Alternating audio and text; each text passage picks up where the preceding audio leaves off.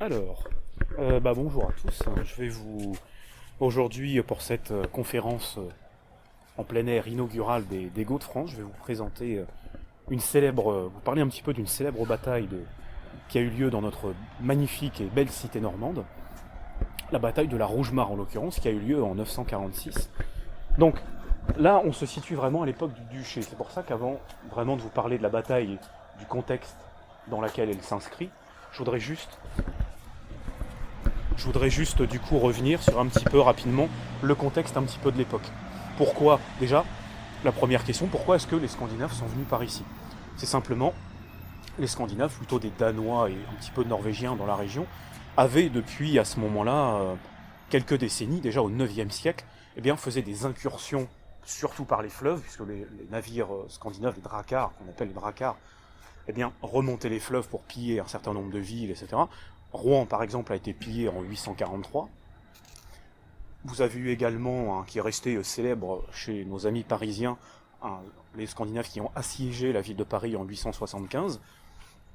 Bon, sans rentrer plus en détail, là ce qu'on comprend simplement, c'est que pour les Carolingiens, à ce moment-là, qui gouvernaient le royaume des Francs, c'était une plaie. Pourquoi? Parce qu'ils avaient du mal à lutter contre eux, d'autant plus que, militairement parlant, l'armée franque était relativement longue à mobiliser. Efficace certes, mais assez longue à mobiliser. Et les Scandinaves, qui étaient spécialisés dans des attaques relativement rapides, finalement, c'était une plaie pour les Francs et pour les Carolingiens. Donc, pendant quelques décennies, comme ça, c'est vraiment relativement complexe. Il y a notamment plusieurs pillages, hein. Et jusqu'au moment en 911, justement, qui est une date importante pour nous autres Normands, qui est que le roi Charles le Simple décide de signer avec un chef scandinave, donc du nom originel qui s'appelait Gongu Rolfour, donc Rollon plus couramment. Il décide simplement de signer un traité à Saint-Clair-sur-Epte, et grossièrement, pour simplifier un petit peu, c'est un traité de vassalité, en quelque sorte. D'un côté, Rollon, du coup pour l'appeler de son nom, s'engage à protéger l'embouchure de la Seine et la vallée de la Seine des incursions des autres Scandinaves. Il s'engage également à faire un serment de vassalité, donc à jurer fidélité au roi de France, à se convertir également au christianisme, et en échange, fidèle finalement à ce qu'était un serment de vassalité, le roi de France lui promet protection à son tour, et lui offre en échange le comté de Rouen, ce qui correspond plus ou moins à l'Eure et la Seine-Maritime actuellement, en gros. Mais, en plus de ça,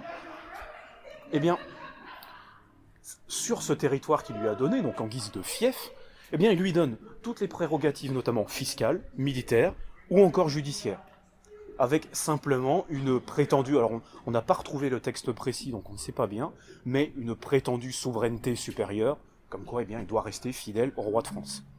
Donc, dans les faits, ce qu'on comprend, dès Rollon, et même parmi ses successeurs, en réalité les Normands sont quasiment indépendants. Ils doivent un serment de fidélité au roi de France, mais dans les faits, sur le terrain, ils sont quasiment indépendants. Et le roi de France, à ce moment-là, le roi des Francs, a relativement peu de pouvoir. Pour ce qui est maintenant rapidement du territoire en lui-même, on ne peut pas vraiment parler de colonisation des Scandinaves, c'est plus une prise de position. On va voir les Scandinaves qui vont remplacer en quelque sorte l'aristocratie franque, hein, sur ce territoire-là, qui vont s'y installer, bon, je simplifie un petit peu, et d'une certaine manière remodeler le territoire. Et leur objectif principal, c'est vraiment s'installer dans la durée. Puisque, à cette époque-là, le roi de France est relativement faible, il a assez peu de pouvoir. Et donc on a des rivalités constantes entre le roi de France et certains de ses grands seigneurs. Les Normands ne vont pas faire exception, mais même entre les seigneurs entre eux. Et Rollon et son successeur, notamment Guillaume Longue-Épée, vont faire face à plusieurs menaces. Notamment intérieures, bien sûr, parce qu'une partie des habitants de ce nouveau territoire qu'ils contrôlent ne sont pas toujours d'accord à ce que des Scandinaves, des barbares, comme ils disaient, prennent possession de ce territoire. Donc il y a des menaces intérieures, mais aussi extérieures. Notamment d'un territoire en particulier, la Flandre, qui à ce moment-là est dirigé par un homme qui s'appelle Arnoul. Et Arnoul, c'est un mec relativement puissant, hein, quand même, et comme beaucoup de personnes à cette époque-là, ce qu'il voulait simplement, agrandir son territoire. Et au détriment de qui? Eh bien, des Normands. Donc, ce qu'il va faire, c'est que le fils de Roland, Guillaume Longue-Épée, qui lui voulait vraiment d'aller beaucoup plus loin dans l'intégration, eh bien, intégrer le duché, on va l'appeler comme ça, de Normandie, dans le monde chrétien, ce qui lui a valu quelques critiques des Scandinaves par ailleurs, eh bien, Arnoul va fomenter un complot. Et en 942, donc 4 ans avant la bataille qui nous intéresse, eh bien, organise l'assassinat, simplement, de Guillaume Longue-Épée, donc le fils de Roland. Il est assassiné. Donc, il est assassiné, vient son successeur, Richard Ier du nom, sauf qu'à ce moment-là, il se pose un grand problème. C'est que Richard Ier, il a à peine plus de 10 ans. Il a entre 12 et 13 ans. En tout cas, c'est une estimation raisonnable. Il a entre 12 et 13 ans. Donc c'est compliqué. Il est encore mineur. Il faut organiser une régence. Donc on va nommer plusieurs personnes pour organiser cette régence, finalement, à la place de Richard, en attendant qu'il soit suffisamment âgé pour gouverner tout seul, comme c'était le cas classiquement. Et c'est ça justement le problème. C'est que Arnoul et le roi de France vont essayer de profiter de la minorité de Richard pour récupérer une partie du territoire que les Normands contrôlaient. Sachant qu'à ce moment-là, le territoire s'était agrandi, puisque depuis 933, les Normands ont récupéré le Cotentin et l'Avranchin, donc ils se sont ajoutés au territoire qu'ils contrôlent, ce qui correspond plus ou moins à la Normandie actuelle, hormis quelques détails. Donc, simplement, pour résumer la chose, Arnoul, le comte de Flandre, et le roi de France, Louis IV d'Outre-mer, veulent dépecer le territoire des Normands, dont la dynastie, finalement, elle est fragile, puisque le comte de Rouen, le duc, on va l'appeler tel quel, il est très jeune, il a 12-13 ans, donc il est très jeune, il ne peut pas régner tout seul. Donc, ce qu'ils vont brièvement essayer de faire, c'est brièvement, l'espace de quelques mois, notamment le roi de France va venir à Rouen pour essayer de remplacer et de se débarrasser de Richard qui est trop jeune et qui est un petit peu gênant. Ils vont contrôler la ville pendant 4 mois, frapper de la monnaie avec le visage du roi pour se débarrasser définitivement des Normands, avant que finalement les Normands jettent le roi dehors. Voilà. Sachant que donc le roi de France, pourquoi il fait ça, vous allez me dire? Parce que c'est censé être son vassal, pourquoi est-ce qu'il l'attaquerait? Pour une raison très simple, c'est que le roi de France a assez peu de pouvoir. Et donc pour lui, on a une dynastie qui est relativement fragile à ce moment-là encore, il faut bien le dire, on est très loin de Guillaume le Conquérant, la dynastie reste fragile, et finalement, pour lui, comme pour Arnoul, c'est une occasion rêvée d'agrandir leur territoire. Le domaine royal pour Louis IV d'Outre-mer, et le comté de Flandre pour Arnoul. Donc c'est une occasion rêvée de s'en débarrasser. Donc, en 942, Arnoul organise un complot, une coalition contre les Normands, justement. Et il va tenter, notamment, de récupérer la ville de Rouen, de conquérir la ville de Rouen, essayer. Donc ils essaient, notamment à partir de 945, on va voir, cette invasion, donc d'Arnoul, du roi de France et de leurs armées respectives. Et à ce moment-là, donc ça fait 3 ans que Richard est arrivé au pouvoir, c'est un jeune adolescent maintenant, et il va décider, lui avec ses conseillers, de faire appel à certains de leurs amis, des Scandinaves, en l'occurrence des Danois, plus précisément, qui vont intervenir et qui vont largement les aider à repousser cette première invasion. Et ce qu'il se passe après, alors c'est pas bien clair, les chroniqueurs et les textes d'époque ne sont pas bien clairs sur le sujet, mais ce qu'on peut comprendre, c'est après cette première invasion pour se débarrasser de Richard, les Normands, et Richard en particulier, prennent ça pour prétexte pour tenter, en tout cas vouloir, déclarer leur indépendance. Alors moi je le comprends de cette manière-là, c'est, étant donné qu'en l'attaquant, le roi de France n'a pas respecté son devoir de protection, il est probable, en tout cas c'est mon interprétation, que Richard ait vu ça comme une violation de serment de vassalité, et donc estimant qu'il n'avait plus à répondre de ce serment, a voulu déclarer l'indépendance de son territoire. Et finalement, c'est là le point central qui va expliquer le siège de Rouen, la bataille de la Rougemare. C'est que pour Louis IV d'Outre-mer, voir ce territoire devenir indépendant, c'est une plaie, ça reste une plaie, c'est un gros problème. Donc ce qu'il va se passer, c'est cette fois Louis IV, pour lutter contre les Normands qui veulent devenir indépendants, entre guillemets, monte une deuxième coalition. Et cette fois, ça va être une très très grande coalition, puisqu'il vous allez avoir bien sûr toujours le même Arnoul, qui veut toujours agrandir son comté. Vous allez avoir bien sûr l'armée du roi de France, son beau-frère Othon, donc qui est à ce moment-là l'empereur de la Francie orientale, ce qui est plus ou moins l'Allemagne pour les non-historiens. Vous allez avoir quelques Bretons, aussi, qui veulent récupérer le Cotentin que les Normands leur avaient pris, et quelques Italiens, qui sont très peu nombreux. Et donc, vient le siège de Rouen. Et quel meilleur moyen, simplement, pour se débarrasser des Normands que d'assiéger la ville. Donc, il décide, en 946, vers la fin de l'année, d'assiéger cette ville-là. Alors, la ville de Rouen, à ce moment-là, elle est beaucoup plus réduite qu'actuellement. La ville était certes fortifiée, mais pour vous donner une idée, Saint-Ouen, enfin ce qui est aujourd'hui Saint-Ouen, et du coup la place de la Rougemare, était à l'extérieur des remparts. Rouen, c'était la ville de Rouen, à ce moment-là, une petite forteresse, en quelque sorte. On était très loin de la grande cité que c'est actuellement. Et tout cet endroit-là était en dehors des remparts. Et la ville n'avait pas beaucoup grandi, en réalité, depuis l'époque romaine. Elle était encore restée relativement petite, proche du fleuve, donc là on était clairement à l'extérieur des remparts. Donc j'en viens maintenant au siège en lui-même. Pour se débarrasser d'eux, donc arrive, Othon, le roi de France, Arnoul, des Italiens et des Bretons. Concernant le nombre de soldats de part et d'autre, pour être tout à fait honnête, les chiffres d'époque et les textes d'époque ne sont pas du tout clairs. On ne peut que difficilement estimer le nombre de soldats présents à cette époque-là. Le seul chiffre clairement exagéré que j'ai trouvé, c'est un chroniqueur de l'époque médiévale qui avait estimé l'armée d'Othon à 32 légions. Comprenez des légions romaines, ce qui est clairement exagéré, puisque ça ferait quelque chose comme 180 000 soldats. Ce qui est totalement exagéré pour une ville de la taille de Rouen à cette époque-là.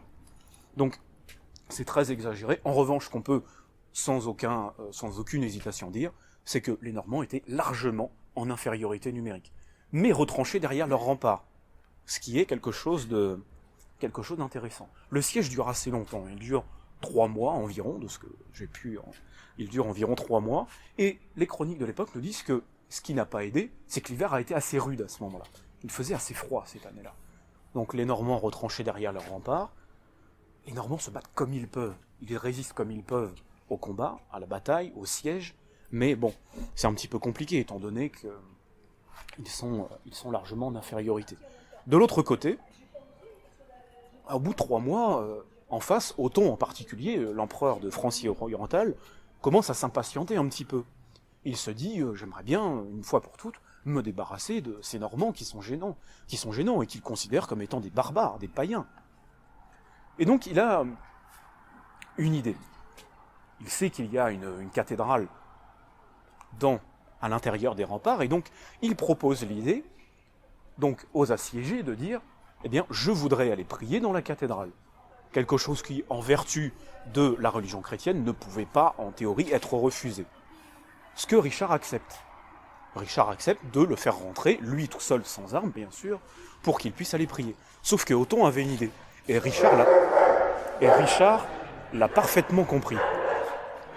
Il se dit, Othon, je vais aller dans la ville, jusqu'à la cathédrale, pour pouvoir finalement prier, et en même temps, sur le trajet, je vais pouvoir observer les forces en présence, qui, au bout de 3 mois de siège, voir s'il y a encore de la nourriture, s'il y a encore des soldats, et si la ville va bientôt tomber. Et Richard l'a parfaitement compris. Et là, il a une réaction, Richard, il se dit, donc sur le trajet, qui était quasiment une ligne droite jusqu'à la cathédrale, je prends toute la nourriture qu'on a, tous les soldats qui sont encore en état de se battre, je les mets sur le trajet, et arrive ce qui arrive, il va prier. Othon voit, c'est une légende là, plus une légende qu'autre chose, mais c'est très intéressant, voit toute la nourriture et les soldats qu'il reste, il va prier, il repart, et là il a une réaction, il nous dit, finalement cette ville, ça fait 3 mois qu'on l'assiège, ils ont toujours autant de soldats et toujours autant de nourriture, c'est une forteresse imprenable. Et donc Othon décide de partir. Othon part, il prend son armée, il part. Rapidement après, eh bien Arnoul décide lui aussi de partir, et reste finalement eh bien, le roi de France, quelques Bretons et bon, 2-3 Italiens, qui n'étaient pas très nombreux. Et à ce moment-là, Richard se dit, là maintenant le rapport de force est inversé. Othon est parti, Arnoul aussi, maintenant c'est moi qui ai l'avantage. Et Richard décide, dans un assaut qui est resté dans les mémoires, décide de sortir de sa ville, de sortir de ses remparts, et simplement d'attaquer l'armée du roi de France. Et c'est un assaut qui est resté légendaire, puisque ça a été, paraît-il, un énorme massacre de Français. À tel point que donc, la bataille, le lieu qu'on a choisi ici n'est pas choisi au hasard, puisque l'affrontement entre les Normands de Richard et les Français aurait eu lieu sur cette place, et le nom de Rougemare vient du fait que, dit-on, c'est ce que les chroniqueurs nous racontent, les Normands auraient fait de cette place une mare rouge de sang, auraient rougi la place du sang des Français, du sang de l'armée du roi de France, qui a, et pour vous donner l'importance aussi de cette bataille, donc dans cet assaut et ceux qui précédaient, dans les 3 mois qui ont précédé le siège, eh bien, vous avez également, de la main de Richard lui-même, qui était encore un adolescent, je vous rappelle, il a tué, eh bien, le neveu de Othon. Le neveu d'Othon est mort pendant le siège de la main de Richard lui-même. Donc, pour conclure un petit peu donc, cette bataille, c'est une énorme victoire pour le duché, puisque leur objectif c'était d'assurer leur survie, la survie de leur pouvoir, de leur dynastie, alors que c'était compliqué. C'était un jeune adolescent, il était menacé de toutes parts, et finalement c'est une énorme victoire pour les Normands. La bataille a de nombreuses conséquences finalement, parce que ça permet, en quelque sorte, aux Normands de sanctuariser leur pouvoir et leur dynastie. Dans les décennies qui suivent, le duché va de plus en plus s'affirmer, d'autant plus que Richard va régner relativement longtemps, puisqu'il règne jusqu'en 993, donc environ une 50aine d'années. Le duché devient de plus en plus puissant, et ces différents seigneurs ou rois qui les ont attaqués, Arnoul décède une 20aine d'années plus tard, en 965, il était déjà relativement âgé, Othon décède lui un petit peu après, en 973, et Louis IV d'Outre-mer finalement décède relativement jeune, en 953. Et cette bataille, elle est importante. Vous avez d'ailleurs à ce sujet là-bas, on pourra aller la voir après si vous voulez, vous avez une plaque commémorative qui commémore cette bataille, et qui justement explique un petit peu en quoi c'était une bataille importante. Donc la Rougemare, c'est une bataille qu'on a un peu oubliée aujourd'hui, mais ça a été au début de la période normande, de la période du duché normand et des ducs normands, ça a été une grande bataille. Ça a été une grande bataille qui a permis aux ducs et aux comtes de Rouen, aux ducs d'affirmer leur pouvoir, de protéger leur dynastie, ce qui était d'autant plus compliqué, sachant que le principal intéressé Richard n'avait que 15 ans environ. Voilà, donc c'était voilà quelques éléments sur cette petite bataille. Je ne sais pas si vous avez des questions ou quoi que ce soit. Non, c'était très bien. Ok, merci à vous.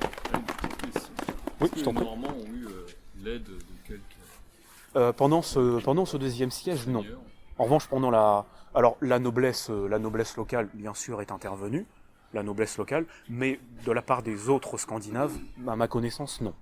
Aucune aide extra. Non. C'était surtout, l'armée... Des troupes sont arrivées après le début du siège pour essayer de... Voilà, pour essayer au maximum de le soutenir, tout à fait.